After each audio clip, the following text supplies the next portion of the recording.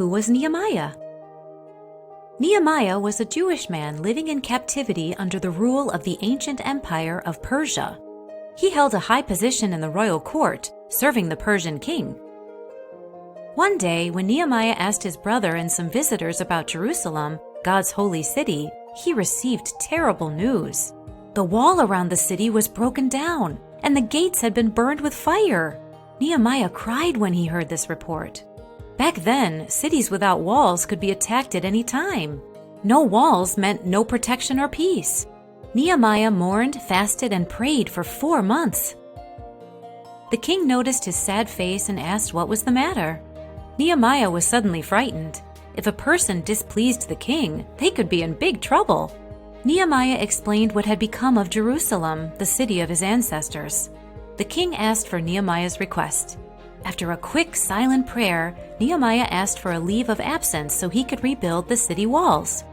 God answered Nehemiah's prayers. The king appointed him governor of Judah, the area around Jerusalem, and even provided a special military escort for the long journey. Nehemiah's plan was wise. The Bible records many families who participated in the building project. Each family would work on the section of wall that was right in front of their own house. Naturally, they would be highly motivated to fortify the space in front of where they lived. Brilliant! There were many difficulties during the rebuilding project, like discouragement, conflict, and wicked enemies who wanted to stop the work. Nehemiah never gave up. He constantly prayed and then acted to combat these obstacles. With God's overruling, the work was completed in only 52 days. But it wasn't just the walls that needed rebuilding. The people had fallen away from obeying God's law. Nehemiah gathered everyone together to hear Ezra, the scribe, read the law that God had given Moses so long ago.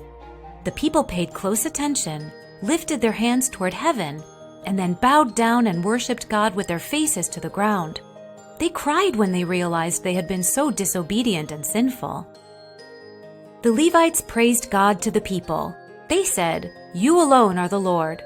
You created the heavens, the highest heavens with all their host, the earth and all that is on it, the seas and all that is in them. You give life to all things, and the host of heaven worships you." They continued, reminding the people of their history and all that God had done for them.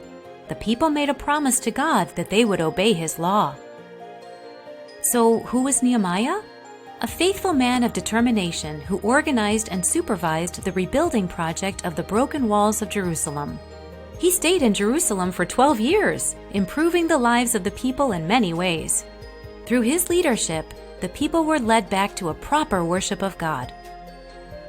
When we have an opportunity to serve God, let's combine prayer with planning and take action like Nehemiah did. No matter the circumstances, let's never give up doing God's will. Thank you for liking and subscribing.